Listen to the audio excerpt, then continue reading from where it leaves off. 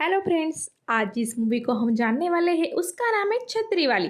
जी भाई, इस OTT platform पर रिलीज हुई इस मूवी में सोशल टैबू की वजह से एक निगलेक्टेड टॉपिक को दर्शाया गया है, जिसके बारे में आज भी लोग बातें करने से शर्माते हैं। तो ये क्या बात होती है, इस फिल्म में किस तरह से उसे प्रेजेंट किया है, ये जानने के लिए चलिए बढ़ते हैं आगे। करनाल शहर में कहानी की शुरुआत होती है, जहाँ सानिया नाम की एक केमिस्ट्री ग्रेजुएट यंग गर्ल अपने परिवार संग रह रही होती है। आज के दौर में सिर्फ ग्रेजुएट डिग्री के बेस पर कहाँ किसे जॉब मिलता है, ऐसा ही कुछ सानिया के साथ भी हो रहा था। उसके फैमिली की financial condition okay okay types थी, जिस वजह से वो आसपास वाले बच्चों का ट्यूशन भी लेती थी। ट्यूशन फीस से मिलने वाले पैसे उनके फैमिली के बेसिक खर्चे भी पूरे नहीं कर पाते थे। एक रोज जॉब इंटरव्यू जाते वक्त उसे बस में एक यंग लड़का बैठने के लिए अपनी सीट ऑफर करता है। सानिया को लगता है वो लड़का उसे सिंपैथी दिखाकर बाद में उसे दोस्ती कर लाइन मारने की कोशिश करेगा, जिस वजह से वो उसे नो थैंक्स एक बड़े एटीट्यूड संग बोल देती है। साथ ही बहुत देखे हैं तुम्हारी तरह पहले मदद करके फिर चांस मारने वाले, ऐसा ताना भी मारती है। वो यंग लड़का बेचारा सानिया के बातों पे कोई रिएक्शन नहीं देता। कुछ देर बाद वह जब दूसरी लड़की भी आकर खड़ी हो जाती है तब वो उसे अपनी सीट ऑफर करता है। वो लड़की वहां बैठ जाती है और वो लड़का बस में खड़ा हो जाता है। ये नजारा वही खड़ी सानिया देखती है, जिसके बाद उसे लगता है कि ये लड़का जेन्युइन था। खामखा मैंने उसे गलत समझकर कुछ भी बोल दिया। फिर जब वो उसे सॉरी बोलने जा रही होती है तब वो आगे बढ़कर अपना स्टॉप आने की वजह से उतर जाता है। सानिया का लक काफी खराब होता है, उसे कहीं भी अच्छी जॉब नहीं मिल रही थी, मगर वो हार मानने वालों में से नहीं थी। इसी बीच उसके पड़ोस में रहने वाले रतन लांबा ये उससे मिलकर हालचाल पूछते हैं। सानिया उन्हें बताती है कि मैं अच्छे ग्रेड संग केमिस्ट्री ग्रेजुएट क्लियर हुई हूँ और फिलहाल कोई नया जॉब ढूंढ रही हूँ। दरअसल रतन लांबा इनकी एक कॉन्डोम बनाने की कंपनी होती है और पिछले कई दिनों से वो अपने कंपनी में एक क्वालिटी सुपरवाइजर इस पोस्ट के लिए किसी केमिस्ट्री ग्रेजुएट क्वालिफाइड पर्सन को ढूंढ रहे होते हैं। उनके कंपनी में काम करने से कई लोग शर्माते हैं, जिस वजह से वह हमेशा जॉब्स वेकेंट होती थी। एक रोज सुबह जॉब इंटरव्यू के लिए जब सानिया कहीं जा रही होती है तब रतन अंकल उसे मेरे कंपनी में तुम्हारे लिए एक पोस्ट है ये बताते हैं, साथ ही तुम्हें 40,000 सैलरी मिलेगी ये भी बताते हैं। फिर जब वो उसे हमारी कंपनी कॉन्डोम बनाती है ये बताते हैं तब सानिया गुस्से से लाल होकर उन पर चिल्लाने लगती है, मैं ऐसी जगह कभी भी काम नहीं करूंगी। साथ ही अपने पास की एक बुक को उनके ऊपर फेंक कर वहां से भगा देती है। सानिया की जॉब सर्च खत्म नहीं हो रही थी, वही उसके घर के खर्चे भी पूरे नहीं हो रहे थे। कुछ ऑप्शन बचा ना होने पर वो रतन लांबा इनके फैक्ट्री चली जाती है। वह उनको बोलती है कि मैं आपके यहाँ काम करूंगी, मेरी दो कंडीशन है, मुझे 50,000 सैलरी चाहिए और दूसरी मैं यहाँ काम कर रही हूँ ये आप हमारे एरिया में किसी को भी नहीं बताओगे। एक कंडीशन रतन मान लेते हैं, मगर अपनी एक कंडीशन उसे बोलते हैं कि तुम्हें यहाँ कम से कम 1 साल काम करना होगा, जिस पर एग्री कर सानिया घर आ जाती है। घर आकर वो बताती है कि मैं एक छतरी बनाने की कंपनी में जॉब पे लगी हूँ और मुझे वहाँ अच्छी सैलरी भी मिल रही है, जिससे सुनकर घर वाले खुश हो जाते हैं। जिससे दिन बीतते गए सब बातें सही होने लगी। शुरुआत में जॉब पर अनकंफर्टेबल फील करने वाली सानिया अब अपने काम पर अच्छा ध्यान देने लगी थी। साथ ही वो अपने कलीग संग हंसी मजाक भी करती थी। उसने अपने टैलेंट से कंपनी के प्रोडक्ट में काफी बदलाव भी लाए थे, जिसका फीडबैक अच्छे सेल्स नंबर के रूप में दिख रहे थे। एक रोज अपने एक कॉमन फ्रेंड के शादी में जब सानिया चली जाती है तब उसे वहां वही लड़का दिखता है जिसने उसे बस में सीट ऑफर की थी। वो उसके पास जाकर उस रोज के बिहेवियर पर सॉरी बोलती है, फिर उन दोनों में दोस्ती हो जाती है। सानिया उसे अपना इंट्रो देती है, जिसके बाद वो यंग लड़का भी अपना नाम ऋषि ऐसा बताता है। उसकी करनाल के मार्केट में एक पूजा सामग्री की दुकान थी। उस फंक्शन से निकलते वक्त वो दोनों अपना नंबर एक्सचेंज कर लेते हैं। फिर उन दोनों में प्यार, इश्क और मोहब्बत हो जाती है। घर वालों की मर्जी से वो दोनों शादी के पवित्र बंधन में बन जाते हैं। ऋषि के घर पर उसके माता पिता, उसका एक बड़ा भाई, भाभी और उनकी एक बेटी होती है। ऋषि के बड़े भाई राशन पेशे से बायोलॉजी टीचर होते हैं और वो ही घर के मेन होते हैं। शादी के पहली रात सानिया अपने पति ऋषि को प्रोटेक्शन यूज करने बोलती है, क्योंकि वो अपने करियर के चलते इतने जल्दी बच्चा नहीं चाहती थी। ऋषि प्रोटेक्शन यूज करने से मना कर देता है और बोलता है तुम बर्थ कंट्रोलिंग पिल्स खा लो। ये सुनने पर सानिया उसे मना कर देती है और पूछती है क्या तुम कभी भी प्रोटेक्शन यूज नहीं करोगे, जिस पर ऋषि ना बोलकर उसे अपने पास खींच लेता है। अगली सुबह ऑफिस जाते वक्त सानिया काफी अलर्ट हो जाती है। उसने अपने ससुराल वालों को मैं एक अम्ब्रेला बनाने वाले कंपनी में काम करती हूँ यही बताया होता है, जिस वजह से वो अब एक अम्ब्रेला कंपनी के यहाँ ऋषि को ड्रॉप करने बोलती थी, जहां उसने वॉचमैन को पैसे देकर अंदर एंट्री करने की सेटिंग कर रखी थी। फिर ऋषि के वहां से जाने के बाद वो वहां से बाहर आकर अपनी कंपनी चली जाती है।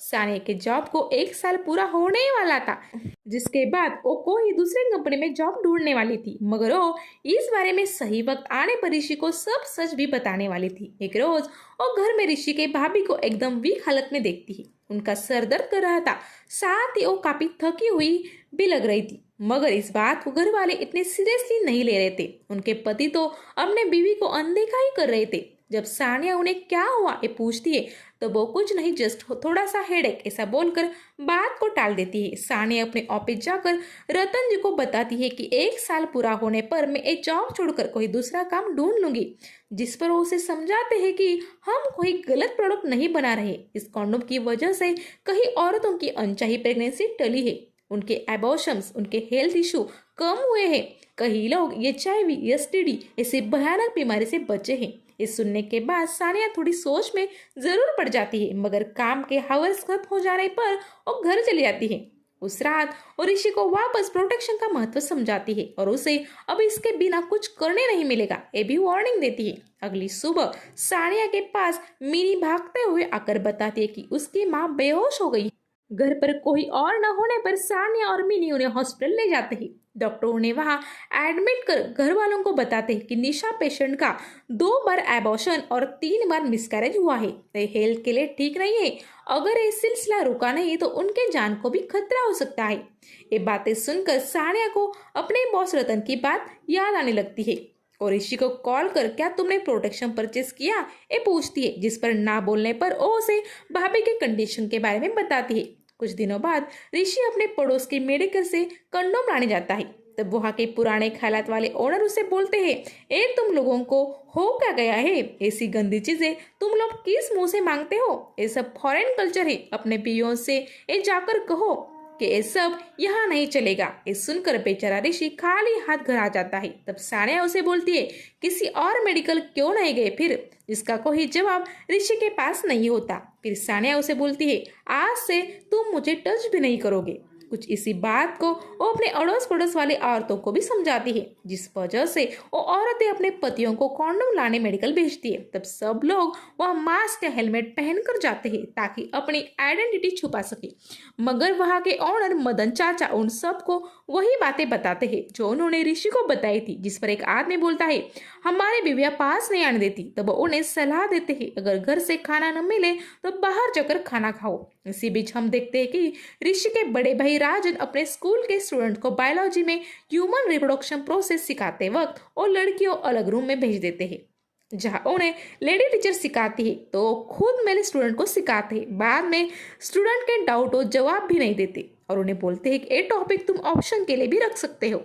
ये बात उनका माइंडसेट दिखाती है कि वो किस तरह से ये टॉपिक्स को अवॉइड करते हैं। इसी बीच सानिया के पास पड़ोस वाली औरतें आ जाती है जो उसका नाम लेकर हाय हाय कर रही थी।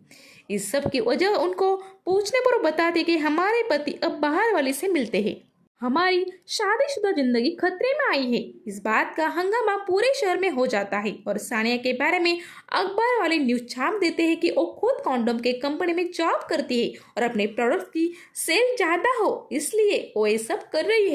इस न्यूज को देखने के बाद सानिया के ससुराल वाले, विशेषता उसके देवर भाईजी, उसके संग झगड़ा करते हैं कि तुम कहाँ काम करती हो, इसके बारे में तुमने अपने पति संग हम सबको धोखे में रखा। सानिया अपनी सफाई देना चाहती है मगर कोई उसकी एक नहीं सुनता। फिर वो बेबस होकर अपने मायके चली जाती है। इसी बीच उसके बॉस उसे बोलते हैं तुम अगर 1 साल होने से पहले नौकरी छोड़ना चाहो तो ऐसा कर सकती हो, तुम्हारी पर्सनल जिंदगी ऐसे डिस्टर्ब नहीं होनी चाहिए। मगर सानिया उन्हें बताती है अब मुझे इस काम का इम्पोर्टेंस समझ में आया है, हम समाज के भले का ही काम कर रहे हैं, लोगों की सोच बदलनी होगी। सबसे पहले तो हमें स्कूल के बच्चों को भी इस बात को समझाना होगा, क्योंकि वही से ये बात गलत है, ऐसी बात उनके माइंड में भरी जाती है। फिर उसे पता चलता है कि उनके शहर के स्कूल में ह्यूमन एनाटॉमी को डिटेल में सिखाया नहीं जाता, जिस वजह से वो भाई जी पढ़ा रहे स्कूल के प्रिंसिपल को जाकर एक निवेदन देती है जिसमें ह्यूमन एनाटॉमी को सही तरीके से पढ़ाया जाए, ये रिक्वेस्ट होती है। मगर वहाँ के प्रिंसिपल तुम हमें हमारा काम मत समझाओ ऐसा बोलकर गेट आउट कर देते हैं। जिसके बाद सानिया उसी स्कूल के सामने अपने कुछ दोस्तों संग एक कैंप लगाती जिसमें वो ह्यूमन एनाटॉमी ए टॉपिक बच्चों को ठीक से समझाने वाली होती है। शुरुआत में तो बच्चे वहां जाते नहीं, मगर कुछ दिनों बाद उन्हें एक अच्छा रिस्पांस मिलने लगता है। अब स्टूडेंट इस टॉपिक को अच्छे से पढ़कर डाउट भी क्लियर कर रहे होते हैं। ये सब देखकर भाईजी और प्रिंसिपल मिलकर पुलिस को बुलाते हैं, जो वहां आकर सानिया को पकड़ कर ले जाती है। ये बात ऋषि को उसके पिताजी जब घर में बताते हैं तब उसे बुरा लगता है। तब उसके पिताजी उसे अपनी एक स्टोरी बताते हैं कि तुम छोटे थे तब मेरी भी कंपनी बंद पड़ गई थी। मजबूरी में मैंने एक कसाई के इधर काम किया क्योंकि तुम लोगों की जिम्मेदारी मुझ पर थी। मैं तब सबको बताता कि मैं टेम्पो चला रहा हूँ। कुछ दिनों बाद मैंने दूसरी कंपनी में जॉब शुरू कर दिया। मैं तुम्हें इसलिए बता रहा हूँ क्योंकि कोई भी काम छोटा या बड़ा नहीं होता, जरूरत पड़ने पर कभी कभी कुछ कामों को करना पड़ता है। सानिया भी होनर लड़की है, उसकी भी शायद कोई मजबूरियां होंगी। एक बार उससे मिल लो, उसकी सुन लो। ये सुनने के बाद ऋषि तुरंत अपनी दुकान से जमानत के लिए कुछ पैसे लेकर जाने लगता है। तभी वह भाईजी आकर उसे टोकते हैं, ये तुम क्या कर रहे हो? उस कल के लड़की के लिए मुझसे पंगा ले रहे हो? याद है ना, तुम मैट्रिक फेल हो, तुम्हारी ये दुकान भी मेरे पैसे से बनी है। ये सुनकर ऋषि तुरंत दुकान की चाबी अपने भाई के हाथ में देकर पुलिस स्टेशन चला जाता है। वह सानिया को छुड़ाकर उसे माफी मांगता है, फिर वो उसे अपने घर ले आता है। तब उसे सानिया सब बातें बताती है। अगले दिन हम देखते हैं कि सानिया अब घर में ही बच्चों को ह्यूमन एनाटॉमी सिखा रही है। ये सब देखकर वह भाईजी आकर हंगामा खड़ा कर देते हैं। वो ये सब रोकने बोलते हैं, बच्चों को बाहर जाने बोलते हैं, मगर कोई अपनी जगह से नहीं हिलता। उनके घर के लोग, उनकी बीवी, ये सब भी उन बातों को समझ रहे होते हैं। तब गुस्सा होकर भाईजी बोलते हैं, तुम लोग मेरा नहीं सुन रहे, अब एक एक को देख लूंगा। जिस पर उनको पत्नी निशा बोलती है, क्या देखते हो आप? मेरी हालत कभी आपको दिखाई दी? ये बेचारी सानिया ने घर आते ही मेरी तबीयत के बारे में पूछा और आज मुझे सही रास्ता दिखा रही है। औरत को सिर्फ जरूरत की चीजें देना मतलब केयर करना नहीं होता, उसके फीलिंग्स, तकलीफ, इनको भी समझने आने चाहिए। आपको पता भी है कि मेरे कितने एबॉर्शंस और मिसकैरेज हुए हैं? ये सब सुनकर भाईजी शर्मिंदा हो जाते हैं। तभी वह बेटी, उनकी बेटी मिनी बोलती है, डैडी ये बातें हमें समझना जरूरी है। अगर आगे चलकर मेरे पति ने भी मेरे माँ जैसे ही मुझे बीमार रखा तो क्या ये देखकर आपको अच्छा लगेगा? ये सुनकर भाईजी का दिल पिघल जाता है और सानिया के सिर पे हाथ रखकर बोलते हैं, तुम सही हो बहू, आज से मैं स्कूल में ह्यूमन एनाटॉमी एकदम क्लियर करके पढ़ाऊंगा। इसके बाद पूरे शहर में लोगों का नजरिया बदल जाता है। स्टोरी के आखिर में हमें दिखाया जाता है कि मेडिकल ओनर मदन चाचा भी अपने बेटे को शादी के बाद घर आने के बाद कॉन्डोम का पैकेट हाथ में थमाकर कुछ बातें समझा रहे होते हैं। इसी हैप्पी लर्निंग एक्सपीरियंस के साथ ये मूवी का दी एंड हो जाता है। तो दोस्तों, अगर आपको मेरा एक्सप्लेन करने का अंदाज पसंद आए तो मेरे चैनल को प्लीज सब्सक्राइब जरूर करना। साथ ही कमेंट कर आपका फीडबैक, सजेशन या फिर मूवी रिक्वेस्ट करना ना भूले। आप सब हमेशा खुश रहे और सदा मुस्कुराते रहे, इसी दुआ के साथ मैं आपसे लेती हूँ विदा। Good bye.